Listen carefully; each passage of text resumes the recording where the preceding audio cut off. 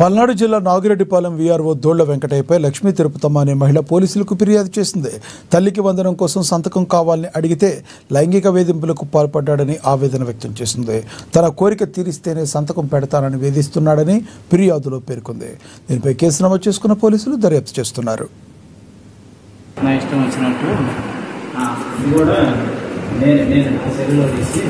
నన్ను ముట్టుకోవద్దని చెప్పాను. నేనెవరా? నా ఇష్టం.